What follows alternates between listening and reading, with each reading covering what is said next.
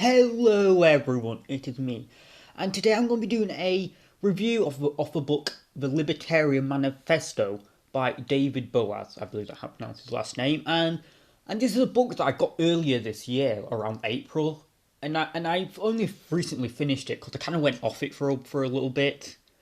But I decided to fully read it and I finished it, so I thought, why not do a review like I usually do of this book? And what is the book about? Well, it's a manifesto on libertarianism.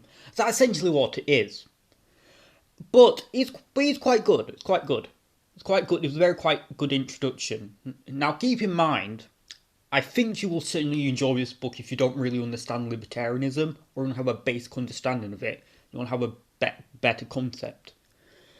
But that was one of the reasons why I kind of went off it for a bit, since lots of the ideas I did know, so I kind of just repeating, kind of like essentially just repeating knowledge I already knew. But I did eventually read it. I eventually finished it, and I did enjoy it though. I did enjoy it. I really did enjoy it though. So it's a good introduction, is the best way to describe it, and it is probably out of all the introductions to libertarianism I have seen, this is by far the best one. It is just an introduction, so it doesn't really go into deep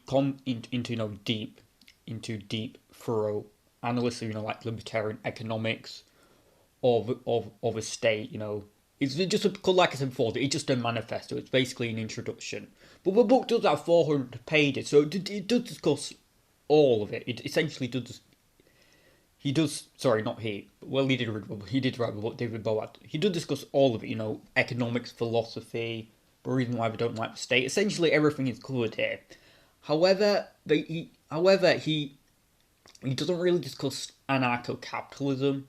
He only discusses essentially, like minarchism and classical liberalism. So if you want like a thorough view of all the different like type of libertarian, schools of thought, you could say, unfortunately you will not get that here.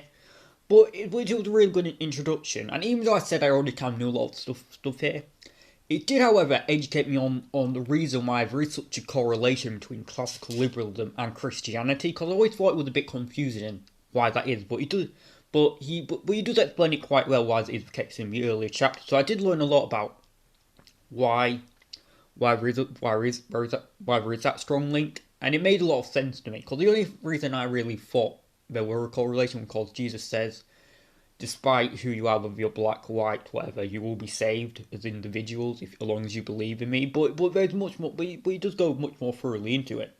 More stuff I knew, so I could understand why there is a big correlation between Christianity and the paleo-libertarian movement. It makes a lot of sense now, which did help actually. I did actually learn from that. But one of the issues is that unlike all the other books I've read so far on this channel, you do have to pay for it, and I believe it's around. I got on Kindle and it was around £5, which isn't a bad offer.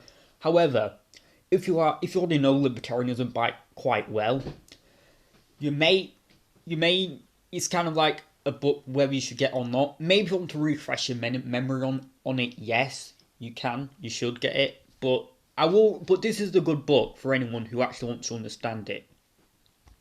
It's the best way. It's certainly a good way on what you should do. Sorry, I kind of stuttered there. I was mixing up my words.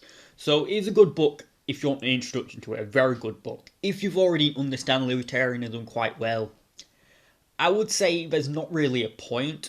But unless you want to know a lot about the philosophy, which I really didn't know a lot about, why the philosophy behind libertarianism. And to be fair, philosophy isn't really a thing I'm interested in that much.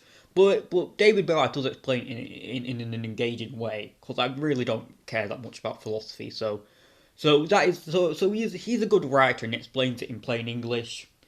Lots of his ideas are not like really groundbreaking, but your basic libertarian arguments. But that is what you expect from a manifesto. It's just a manifesto. You'll not read anything groundbreaking here about libertarianism. But it's a good book though. It's a good manifesto. And like I said before, as I said it for like the 1000th time now, it is a good introduction to it. So if you have any friends or family who want to know about libertarianism, or you do yourself, I will recommend getting this book. But if you already know it quite well, I'll say there's not really much you are missing out on. If you don't know much about it, it's a grand book. I still enjoyed it. I still enjoyed the book. It was interesting. It was interesting, but I already knew a lot about it. So in some ways, it wasn't that much of a good investment. So so so yeah. So if you want a refresher, or you want to understand libertarianism, or give a book to somebody who wants to know it, then I do recommend buying it. I do recommend buying it. But if not, I'll say nothing against David Boaz overwriting itself. You're not really. You're just kind of like wasting your money on a book where you could learn something new. But anyway, that's my opinion on it. But comment below your thought about the book if you read it. Did you like it or didn't you? I just want to know an opinion. So anyway, thanks for watching. If you'd like to subscribe, goodbye.